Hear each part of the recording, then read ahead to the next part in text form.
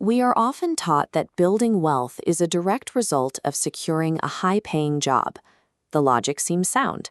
A bigger paycheck should naturally lead to a bigger bank account. But consider two people starting their careers today.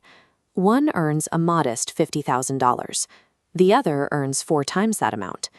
10 years later, the average earner has achieved total financial freedom, while the high earner is struggling to stay ahead of mounting debt.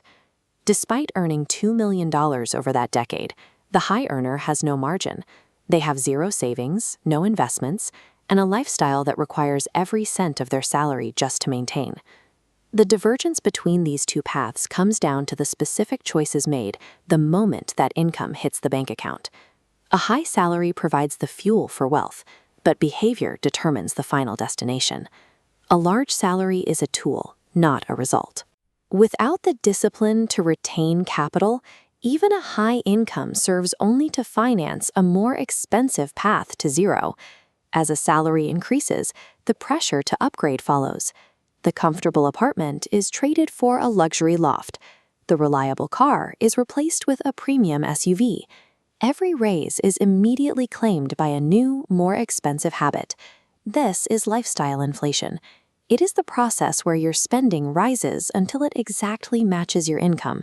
It ensures that no matter how much you earn, you stay exactly one paycheck away from a crisis. The desire to project a wealthy image often leads to high-interest debt. Credit cards and financing plans are used to bridge the gap between what someone earns and the expensive life they want others to see. This debt causes permanent mathematical damage. Every dollar lost to interest is a dollar that can never be invested. But show people how much money you have is the fastest way to have less money. The average earner takes a different route. Let's look at Emma and Noah. Emma starts investing at age 22. Noah waits until he is 32 to begin. Emma puts away a modest $300 a month. To try and catch up a decade later, Noah has to invest $900 every single month, triple the amount Emma is contributing. By the time they reach retirement, Emma has significantly more wealth.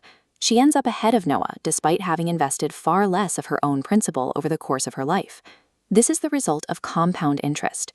In the early years, the growth is slow, but over decades, the returns on those returns begin to stack.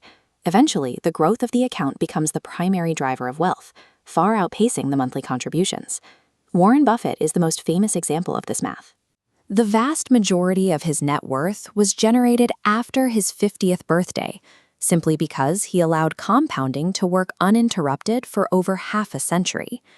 To keep this engine running, the average earner builds a defense.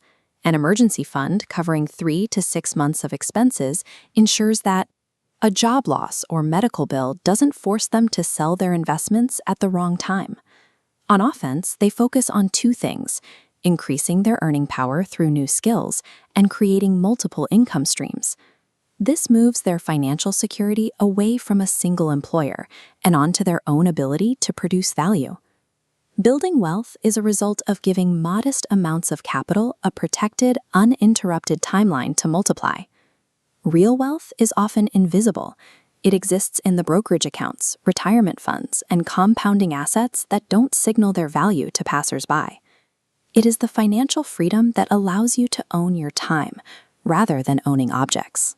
The formula for this freedom involves 4 specific actions: maximize your earning power, minimize lifestyle inflation, eliminate high-interest debt, and hold assets for decades.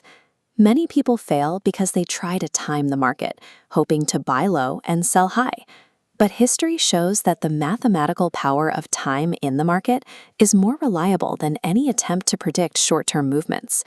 If you are in your 20s, time is the most valuable asset you possess. It is the one thing that money cannot buy back, and the one thing that compound interest requires to perform its most significant growth. Financial freedom is the sum of thousands of small, consistent decisions made over a lifetime. If handed $10,000 today, would you use it to look rich for a moment, or invest it to be rich for a lifetime?